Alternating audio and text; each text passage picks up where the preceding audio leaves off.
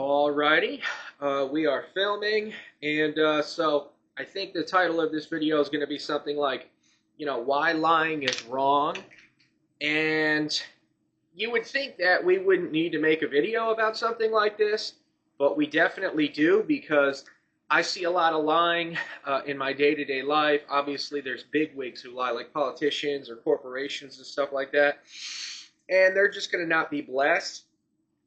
But God's people specifically should not be lying because God will destroy you. He will wreck you if you're a liar. I do believe he's very merciful and forgiving, but lying will ruin your life on a lot of different levels, and it'll ruin other people's lives. Um, but in any case, I haven't seen any sermons about this kind of thing, lying or stealing. Stealing will probably get its own video. But, it's not a big topic, and a lot of these videos are 20 minutes. So I think we could squeak it in. A lot of pastors and stuff just do an hour long. It has to be an hour. It's a tradition. They do an hour or an hour and a half, depending on what's going on. And we can just fit it in to whatever we need to say. And so, why lying is wrong, and lying sucks. I hate lying. When I find out that somebody's lied to me or people I know they're lying to me, it makes me really dislike their character. It's a massive character thing to me. And what is lying? Lying is an intentionally false statement. And that's what it says when you look it up. And everybody knows what lying is. The Bible, I don't think, ever defines what lying is, but it says things like false lips and a false statement and stuff like that. So I like that definition. I like the definition that it is an intentionally false statement. And this is a big deal. This is actually a pretty big sin. Stealing and stuff like that is actually not as, in the Bible, mixed in with worse sins than lying is. Lying is in there with really bad sins.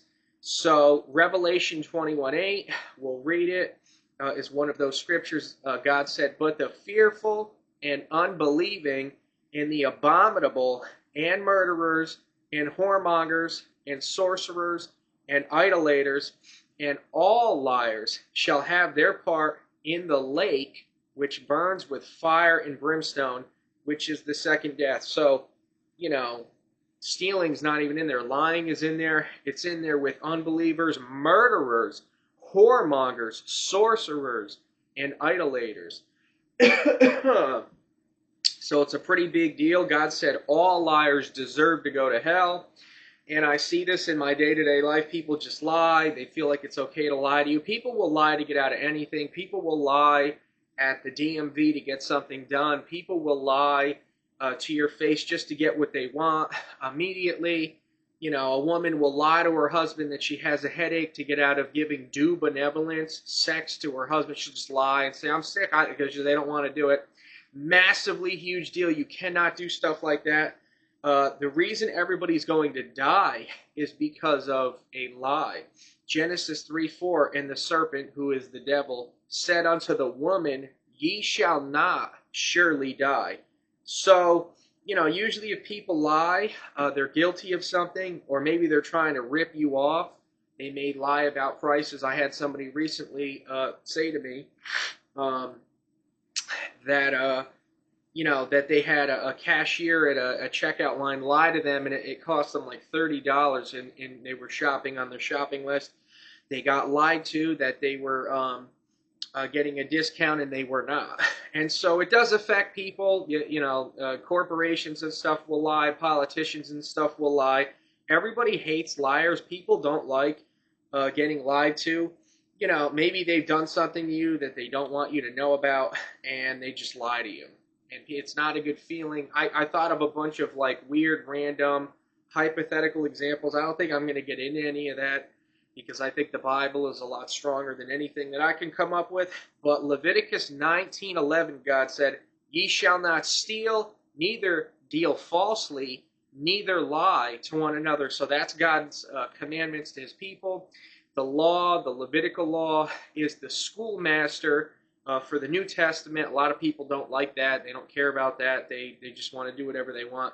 No, it's the New Testament's schoolmaster. You're supposed to have the law written on your heart. All Scripture is given by inspiration of God and is profitable for reproof and for doctrine. Reproof would be like if somebody lied and you call them out on it. You know, maybe the church calls them out on it. They preach a sermon like this, and they call out lying because people have been caught lying in the congregation or dealing falsely with people, and it needs to be called out because it's going to bring the devil in, it's going to bring sin in, it's going to bring demons in. I don't have these scriptures here, but I thought about this. Abraham lied about Sarah being his wife or not being his wife to the Egyptians, to Pharaoh, and he got kicked out of the land. So he was doing good. He was in Egypt. He got kicked out of the land because he told a lie. And then you had Jacob, I think it was literally, or Isaac, or it was either Isaac or Jacob did literally the same thing. He lied about his wife being his wife. And, you know, why is that a big deal? Is because I think that could have been an actual generational curse on Isaac or Jacob, because Abraham did the same thing. He made that decision. His descendant did the exact same thing. He was in some other people's land. I think it was like Sodom and Gomorrah or something, and or some land nearby. And he lied and got kicked out of the land too. So generational curses. If you're a liar and it leads to bad things, your descendants could be liars, and it could lead to false things. Another thing that people do is bear false witness against somebody. So that's another form of lying. You know, people do this minorly and brush it off as a small white lie. A lot of times people will tell a lie about themselves. Maybe a guy's trying to get with a woman, he wants to marry her or something, and he lies about what his salary is. Do you think that's going to end well for the marriage? A lie is a lie.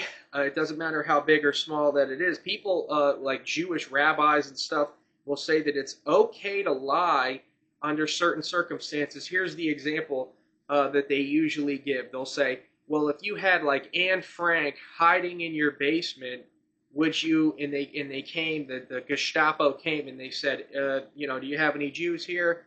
Would you lie to them? Don't lie, just don't answer them. Or something like that. If you say that they're there, they're going to find them anyway, so just don't say anything. And if that gets you in bigger trouble, that's fine. Do not lie. Proverbs 14:5, God said, a faithful witness will not lie, but a false witness will utter lies. Let's read it again. Proverbs 14:5, God said, a faithful witness will not lie, but a false witness will utter lies. So, again, if the Gestapo comes and knocks on the door, don't lie. If you get pulled over by a police officer and you were speeding, don't lie about it. Just tell them what you did. You know, if everybody told the truth to the best of their ability, it would eliminate so much evil. Again, you know, people are tempted to lie. Oh, they got pulled over by the cops or something. You know, do you have any drugs in the car? Do you have any weapons in the car? Whatever the thing is, have you done anything illegal? They'll lie. They'll lie to get out of it, but God said a faithful witness will not lie. Will not lie ever, a faithful witness, but a false witness will utter lies. Let's move on to another scripture. Jeremiah 7:9, God said, will ye steal, murder, commit adultery, and swear falsely, and burn incense unto Baal, and walk after other gods, whom ye have known not? So, again, mixed in with a bunch of other serious sins. You know, lying is put in the same verses as adultery, as murder. We saw it in Revelation 2. Every lie that you say is recorded. It's recorded in the book of life, which is a book that God has of everything that's happened here. And God is going to judge everybody based off of the information in that book on the day of judgment. That's what Revelation says. Hebrews 9:27, God said, and as it is appointed unto men once to die, but after this the judgment. So that's the judgment. That's judgment day. And every little petty lie you tell your spouse, even if you lie to your children, you know, it seems like an innocent thing. But I remember when I was a kid, our parents lied to us, said we were going on a snipe hunt. I'm sure your parents probably said things like that to you too. I'm not into Santa Claus and stuff like that. I'm probably guilty of that a little bit. But, you know, if you write on a gift, oh, this is from Santa Claus, it seems innocent and stuff like that, but it's a shame. You should not lie. People just let out lies like it's nothing, unfortunately. Proverbs 17:4, God said, "A wicked doer gives heed to false lips, and a liar gives ear to a naughty tongue." So I believe that if you're a liar, you'll be given to lies. God will put a delusion on you. You'll believe false information. I've seen this in real life. An eye for an eye, basically. And, a liar will give heed to a naughty tongue, give ear to a naughty tongue. So you'll be subjected to lies yourself if you think it's okay to do this. Proverbs 12:17, God said, "He that speaks truth shows forth righteousness, but a false witness deceit." So, you won't be someone who shows forth righteousness unless you knock off the lying. Proverbs 21, verse 28 says, "A false witness shall perish, but the man that hears speaks constantly." The wages of sin is death. If you're going to be a liar, it'll probably somehow find a way to end up ending your life.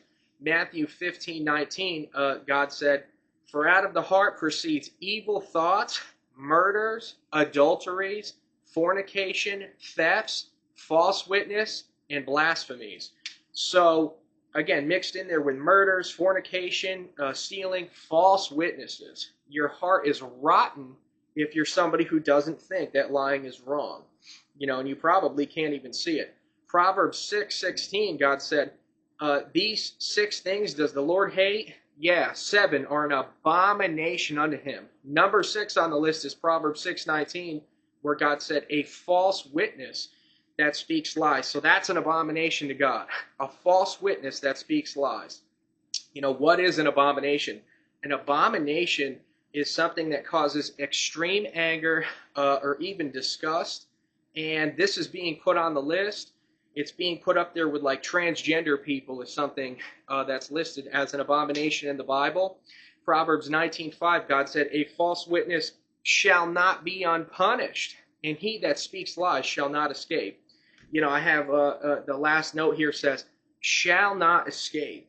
And here's the thing, guys. I could go on and on about this, but I'll summarize it like this. Jesus said the whole law is summarized in one thing, and that is to love your neighbor as yourself. So don't lie to your neighbor unless you want to be subjected to those very same things. And like, share, and subscribe. I hope you like the content.